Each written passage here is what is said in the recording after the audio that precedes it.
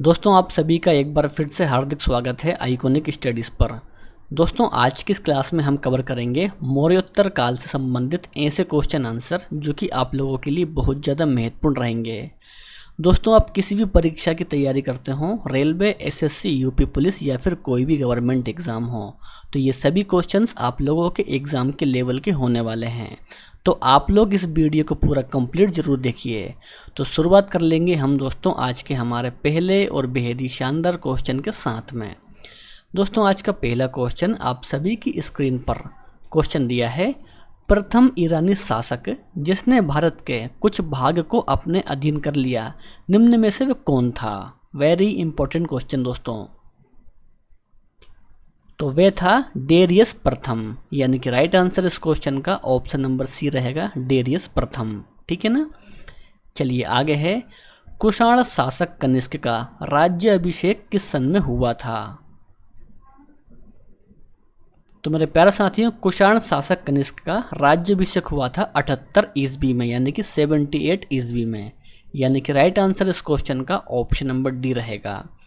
दोस्तों इसके अलावा यदि आपको इनमें से किसी भी क्वेश्चन का आंसर पता है तो नीचे कमेंट बॉक्स में आपको उस क्वेश्चन का भी आंसर करते हुए जाना है। ठीक है। चलिए तो आगे है, निम्नलिखित में से अशोक द्वितीय किसे कहा जाता है? बिल्कुल दोस्तों, ये क्वेश्चन भी परीक्षाओं में कई बार पूछा जाता है। सही आंसर है कनिष्क। दोस्तों कनिष्क को कहा जाता है द्वितीय अशोक, तो ये आपको ध्यान रखना है। निम्नलिखित में से किस चीनी सेनापति ने कनिष्क को पराजित किया था? दोस्तों कनिष्क को पराजित करने वाला वह चीनी सेनापति था पान चाऊ। राइट आंसर इस क्वेश्चन का रहेगा ऑप्शन नंबर ए, पान चाऊ ने किया था कनिष्क को पराजित। भारतीयों के लिए सिल्क मार्ग को किसने आरंभ करवाया था? सिल्क मार्ग को किसने आरंभ करवाया था? राइट आंसर रहेगा कनिष्क। दोस्तों कनिष्क ने आरंभ करवाया था सिल्क मार्ग। ठीक है ना। चलिए तो आगे बढ़ेंगे, कनिष्क की राजधानी थी, दोस्तों बताइए क्या थी कनिष्क की राजधानी? तो वे थी पुरुषपुर। आगे है, मिलिंद पन्हो क्या है? बिल्कुल दोस्तों स्टार मार्क करेंगे इस क्वेश्चन को। सही आंसर है बौद्ध ग्रंथ है। दोस्तों बौद्ध ग्रंथ है मिलिंद पन्हो, तो ये आपको ध्यान रखना है। ठीक है ना। चलिए तो नेक्स्ट है, कौन सी कला शैली भारतीय और यूनानी यानी कि ग्रीक कला शैली का सम्मिश्रण है? तो मेरे प्यारे साथियों वह है गंधार कला शैली। राइट आंसर इस क्वेश्चन का ऑप्शन नंबर सी रहेगा, गंधार कला शैली है।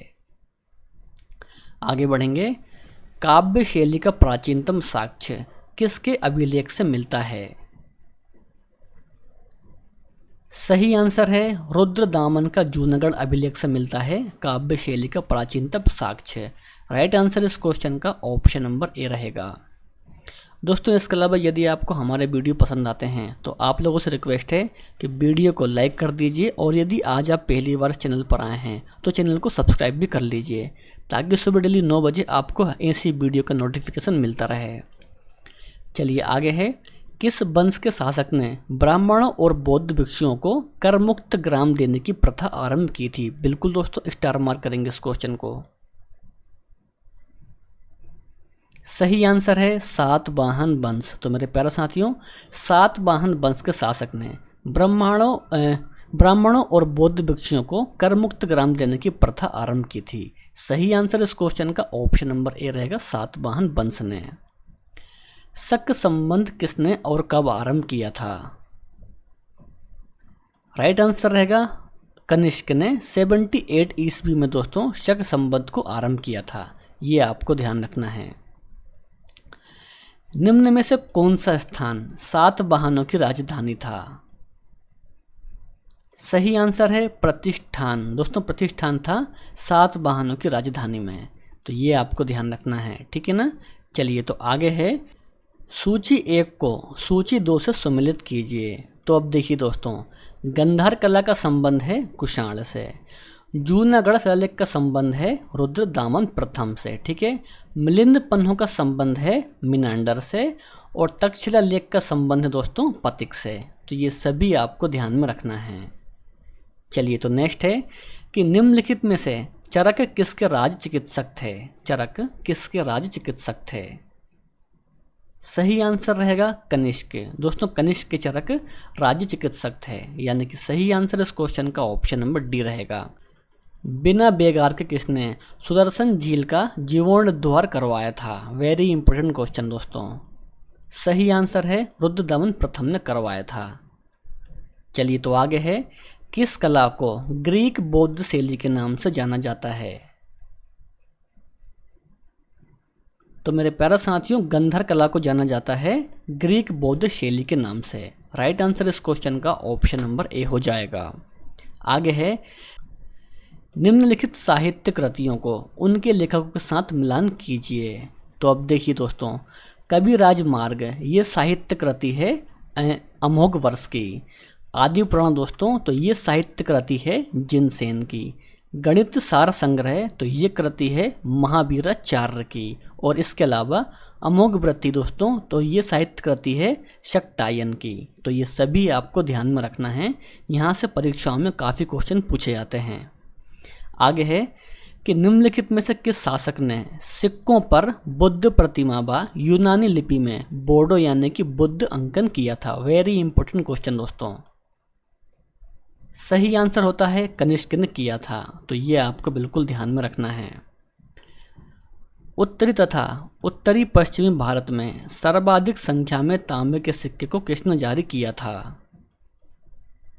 सही आंसर है कुषाणों ने। दोस्तों कुषाणों ने किया था उत्तरी और उत्तरी पश्चिमी भारत में सर्वाधिक संख्या में तांबे के सिक्के को। सही आंसर इस क्वेश्चन का ऑप्शन बी रहेगा, कुषाणों ने। नेक्स्ट है, कनिष्क के सारनाथ बौद्ध प्रतिमा अभिलेख की तिथि क्या थी? तो इस क्वेश्चन का सही आंसर होता है दोस्तों 81 ईस्वी। दोस्तों 81 ईस्वी है कनिष्क के सारनाथ बौद्ध प्रतिमा अभिलेख की तिथि। तो ये भी आपको ध्यान रखना है। निम्नलिखित में से विद्या की सबसे पुरानी पीठ कौन सी है? वेरी इंपॉर्टेंट क्वेश्चन दोस्तों। तो राइट आंसर रहेगा तक्षशिला। दोस्तों तक्षशिला है विद्या की सबसे पुरानी पीठ। विक्रम संवत कब से प्रारंभ हुआ था? सही आंसर होता है 57 ईसा पूर्व से प्रारंभ हुआ था विक्रम संवत। सही आंसर इस क्वेश्चन का दोस्तों ऑप्शन नंबर बी रहेगा। चलिए तो आगे बढ़ेंगे। निम्नलिखित शासकों में से किसके लिए एका ब्राह्मण प्रयुक्त हुआ है? वेरी इंपॉर्टेंट क्वेश्चन दोस्तों। तो एका ब्राह्मण प्रयुक्त हुआ है दोस्तों गोमती पुत्र शातकर्णी के लिए। सही आंसर इस क्वेश्चन का रहेगा ऑप्शन नंबर सी। नेक्स्ट है कि निम्नलिखित में से किस शासन को सर्वप्रथम सोने के सिक्के जारी करने का श्रेय जाता है? किस शासक को? सही आंसर होता है बिम कडफिसस को जाता है दोस्तों सर्वप्रथम सोने के सिक्के जारी करने का श्रेय। राइट आंसर इस क्वेश्चन का दोस्तों ऑप्शन नंबर बी हो जाएगा। नेक्स्ट है कि सातवाहन वंश का महानतम शासक किसे माना जाता है? सही आंसर होता है गौतमी पुत्र शातकर्णी को माना जाता है सातवाहन वंश का महानतम शासक। निम्नलिखित में से कौन एक कनिष्क के दरबार से संबंध नहीं था? यानी कि इन चार ऑप्शन में से दोस्तों ऐसा कौन है जिसका संबंध कनिष्क के दरबार से नहीं था? तो वह है दोस्तों पतंजलि। देखिए अश्वघोष, चरक और नागार्जुन दोस्तों, तो ये तीनों कनिष्क से संबंधित है, ठीक है ना। तो इस क्वेश्चन का सही आंसर रहेगा ऑप्शन नंबर डी पतंजलि। आगे है शुंग वंश के पश्चात किस वंश ने भारत पर राज किया? सही आंसर है कण्व। दोस्तों कण्व वंश ने शुंग वंश के पश्चात भारत पर राज किया था। तो ये भी आपको ध्यान रखना है। सिमुक निम्न वंशों में से किसका संस्थापक था? यानी कि सिमुक ने किस वंश का स्थापना की थी?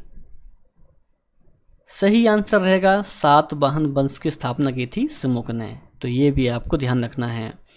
प्राचीन काल के भारत पर आक्रमणों के संबंध में निम्नलिखित में से कौन सा एक सही कालानुक्रम है प्राचीन काल के भारत पर आक्रमणों के संबंध में?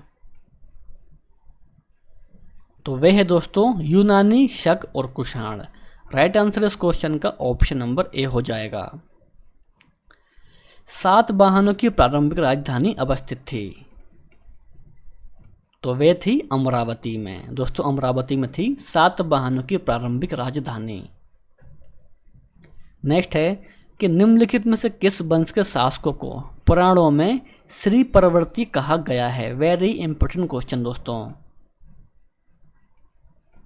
तो श्री परवर्ती कहा गया है दोस्तों इक्ष्वाकु को। सही आंसर इस क्वेश्चन का ऑप्शन नंबर बी हो जाएगा। मेरे प्यारे साथियों, आज का वीडियो आपको कैसा लगा हमें कमेंट बॉक्स में अपनी राय जरूर बताएं। वीडियो हेल्पफुल लगा हो तो वीडियो को लाइक कर दीजिए, अपने दोस्त और भाई बहन में इस वीडियो को शेयर कर दीजिए। इसके अलावा दोस्तों, यदि आज आप पहली बार इस चैनल पर आए हैं तो चैनल को सब्सक्राइब भी कर लीजिए, ताकि सुबह डेली 9 बजे आपको ऐसी वीडियो का नोटिफिकेशन मिलता रहे। तो मिलेंगे नेक्स्ट वीडियो में। जय हिंद, वंदे मातरम।